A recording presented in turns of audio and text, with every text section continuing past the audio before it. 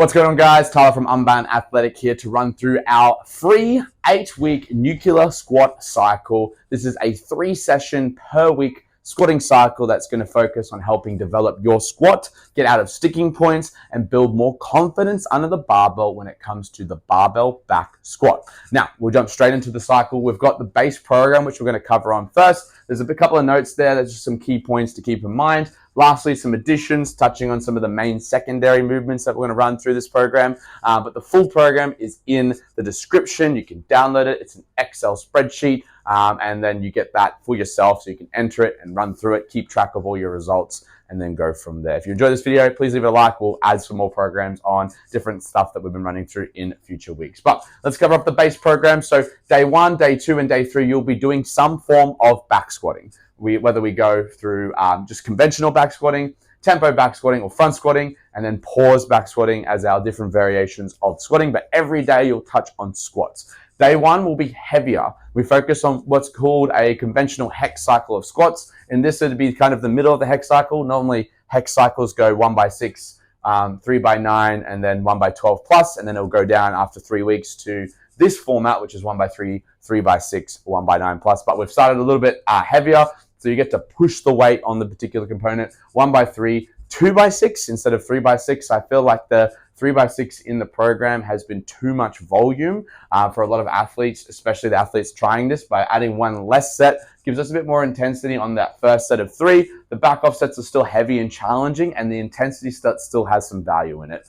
I felt just the sheer volume of having 5 sets of squatting just might be too much in a session, and it just lengthens out the session too much, especially for the stronger athletes. So this format has seemed to work very well for us, and that's how we're going to run through it. So basically it repeats itself. Week 1, 2, and 3 are exactly the same rev scheme. The only difference is over here, you'll notice that RP week 1 starts at 7, week 2 starts at 8, week 3 starts at 9. That's really going to be based on the set of 3 that you're doing at the start of the session. Of course, everything after that will be based on the fatigue you feel from that set of 3, but we've had massive success in these sets of 3 between myself and my athletes, and pushing ourselves to some new limits and some new heights of what we can achieve for 3 repetitions. Now this one is fully equipped, so belt on, knee sleeves if you have them, wrist straps, use them, shoes if you got them, put them all on, make it this to like your meet style lift, where we're focusing on trying to prepare or perform everything as if we would in a powerlifting meet.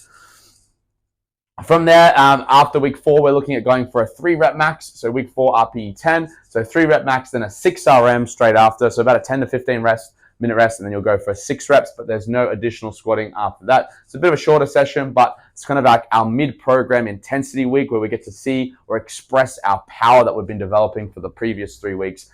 Big success on that one. I believe all my athletes, including myself, never actually made it to 3. We all went above and beyond to try and beat each other. We all ended up 4 or 5 reps. Even though it's a little bit wrong, it's still kind of fun. And I got my first ever set of 6 at 200 kilos during this cycle. So incredible progression on the volume, which was exciting. But it allowed us to be really confident coming into these lifts because we had 3 weeks of feedback to give us some idea of what we should be hitting. From there, the day 1 will progress to 1x1, 2x3, 1x6 plus, or a reduction in the top reps. RP remaining the same. So week 5, RP 7, week 6, RP 8. Week 7, RPE 9, and then the final week will be a back off before we go to a 1-rep max in the end of week 8. So that's session 1. Session 2, it's our back off squatting, so a bit of lighter variations in this first phase for week 1 to 4. It'll be tempo back squats, focusing on a 3-second lower, no pause, and then straight up for the stand of the movement. You'll start by 5x4 at 50%, then each week you'll drop 1 rep, and you'll add 5%, so 5x3 at 55, 5x2 at 60, and then 5x1 at 65%. The caveat to this is there's, unlike Monday's session or the day 1 session, where you can wear all your equipment, there's no belt, no shoes, or no sleeves. I just like this concept, as raw squatting can be a great way to adjust position, work on technique, improve mobility, build confidence, work on bracing mechanics, and a whole range of other benefits, while also keeping the intensity low to give your body a bit of time to recover before another heavy squatting session. Because we're squatting so often, I don't want knee pain, I don't want hip pain to be coming up. And with all the accessory work that we do in this program, that stuff is hopefully designed to prevent that. But even being still, if we're squatting every day, it's going to be hard to recover. So for those guys with bigger squats, this day is kind of pretty valuable for you guys as you get a bit of back off opportunity, especially on any form of a knee bend accessory. So it's a good day for that, backing off on that one. When we get to week 5, 6, and 7, it's front squats, 5x3 at RPE 7, 8, and 9 respectively, with week 8 having no squatting in that particular day 2 portion of the program. Final day of the base program, we're looking at pause back squats. Now, pause back squats, the only caveat for this one is no belt. So still an auto regulation component. So the no belt is what's going to regulate your intensity. But that being said, you should be able to still go relatively intense on this component, especially leading up towards the back half of the week. Now, even though written by 3x3, 3x3, 3x2, 3x2, so on and so forth, this actually isn't written like that in the program. It's 1x3 at RPE 6, 1x3 at RPE 7, 1x3 at RPE 8, but this was just the easiest way to write it for you guys so that you can read it on this board in one go. So basically, each session you have a building towards a top set for the day, which is on that final set. And the building sets give you an opportunity to kind of get a feel of how everything is moving. Each time you progress down lower in reps, obviously it becomes a bit easier to understand where you're at and what previous weights you've hit. But when we get down to this bottom phase, it can get quite exciting. Myself and my training partner, Tristan, we were able to get upwards of 220 kilos with no belt and a pause, which, to be honest, is only 5 kilos off my current PR, which is an amazing effort nevertheless. But the last real heavy squatting session is that pause back squat on week 7 before you go through a bit of a deload and get to that 1RM squat on week 8. Other than that, that's the base notes and base structure for the program. Like I said, the rest of the accessories are, I'm starting to stand in the video still, are on the website. You can download the spreadsheet, also in the description if you haven't already seen it already. So additions.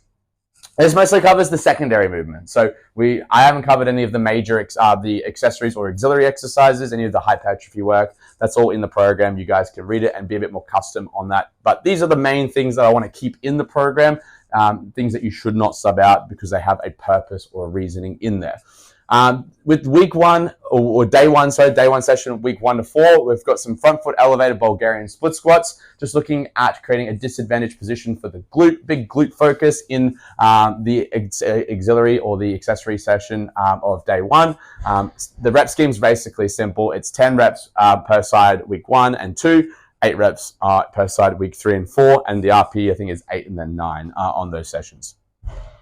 Week 5 to 8, we're looking at progressing that even further, but it won't be front foot elevated. It'll just be standard barbell split squats, looking at RP 7, reps of 7 per side, 6 per side, 5 per side, at an RP 9. And then the final session, which is a 4 per side, is technically RP 5. That's part of this deload session down here. So that's day 1. The lunges being a big priority, just building some single leg strength. The goal for these ones, as I always say, especially when it gets down to the lower numbers and without the front foot elevation, is you should be aiming the 7s, something around 40% of your 1RM squat, 6s and 5s, maybe 45 to 50. That'd be the goal, even if pushing 50, maybe even 55% if you can. Should be going heavy on these. You should be almost imitating half your 1RM squat for 5, 6, 7 reps per side on those legs. If you can't do that, that'd be a good indication that that single leg strength just isn't quite at par, and it's something that we can look at developing in the future. Day 2, we've got deadlifting on odd weeks, and we've got RDLs on the even. This is just to keep a bit of deadlift volume in there and a slightly different mechanic to give the knees a bit of a rest, still focusing on hinging, still focusing on developing power in our legs, but we're just doing it from a different variation. We're just focusing on allowing the hip hinge to be a bit more of a big portion of the movement. This is a pretty simple format. So odd weeks. So week 1, 3, 5, and 7, you'll perform deadlifts. Week 2, 4, 6, and 8, you'll perform Romanian deadlifts. So also just make sure the deadlifts aren't too fatiguing. We're not doing them too often, only touching them once every fortnight. The only thing I found is an issue for this program, for this portion, is you do get a little bit out of condition in deadlifting. I found my technique and my setup was just not as good because I wasn't touching it as much. So additionally, if you wanted to add something into maybe a 4th session, maybe just some speed work or some technique work on the deadlift would be awesome. But that's my only critique really on my own program, is that I just felt like there wasn't enough deadlifting practice. so that when we did get to the deadlifting sessions, it's a little bit rusty when you started off, but it kind of ticked over from there. So for beginners and intermediate athletes, maybe adding an extra deadlift session would be good. For more advanced athletes, you guys will be a little bit fine with the technique, so you guys shouldn't stress too much. But 5x4, 4x3, 3x2, 2x1 on those each weeks. It's 75, 80, 85, 90%. So nothing crazy heavy, even with the back last week with the 90%. 2 singles, not too bad. 90% for many people is challenging, but not impossible by any means. The remaining deadlifts is 2x10, 3x10, 4x10. It's a bit of a volumizing format. RPE 8 remaining throughout. And then the final week is the part of the deload week, which is part of that session as an RPE 5. So a little bit lighter just to finish things off. Finally, the last component, day 3, barbell walkouts. A massive component throughout my entire program, especially on that pause back squat day, which I credit to a lot of the progression was just building up a stronger midline and working on the ability to brace under heavy loads and support heavier loads to what you're normally used to. I always like to use the football medicine ball analogy. When I used to play AFL, they used to give us a medicine ball and we would handball it to our partners. You know, AFL is, that's how you pass the ball. That's not me jacking off a dude. But otherwise, once you do that a few times, they would give you a Backton AFL ball, a Sharon, which is like a little leather football, and you would punch it and nearly kill your teammate. That's the idea behind barbell walkouts. It's trying to kill your teammate. In this case, you're trying to overload the amount of weight you have on the bar, priming your CNS, and also getting yourself ready for heavy walkouts when you are going for those heavy 1RMs. But then we're progressing this over the weeks. Now, I've rubbed it off a little bit here, so I apologize. That's from my back rolling through. But basically, week 1 to 8, we just progress slowly. So week 1, it's just 2 sets of 10 to 15 second holds at 100%.